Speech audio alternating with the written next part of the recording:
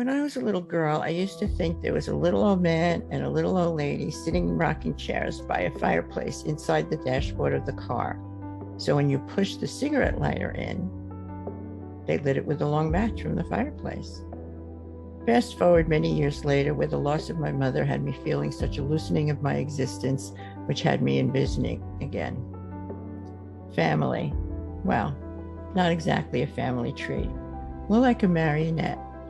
My family's marionette, my parents and sister, was held up by 4 strings, and I'm holding another marionette up, mine with my children's. My children's have a broken string on theirs as their father and I are divorced. We're a single parent family. However, my full set of strings kept us all up, evenly balanced. But now I'm hanging by only 3 strings as well. I see fear in their eyes, they see it in mine, as well as a realization of how they felt with only one parent.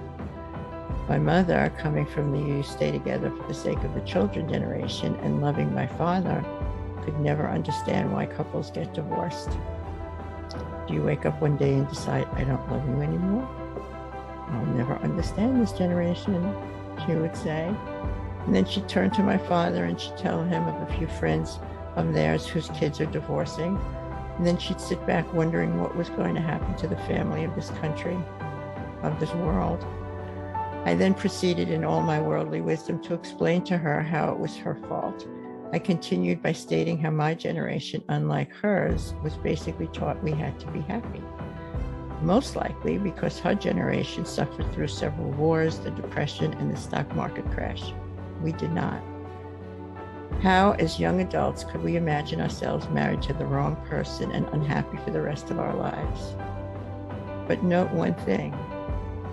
We didn't take this lightly.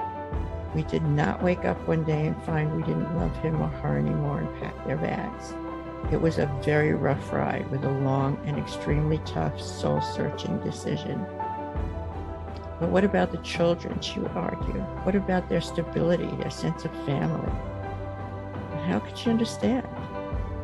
But I was so wrong. It was I who misunderstood. Yes, I still believe a home relieved of tension and bitterness is a healthier and happier home. But I also know now that without 2 parents, the family is unbalanced, a marionette with a broken string. Only now, many years after we split up, do I really understand what my children felt all this time and why being a single parent is so exhausting.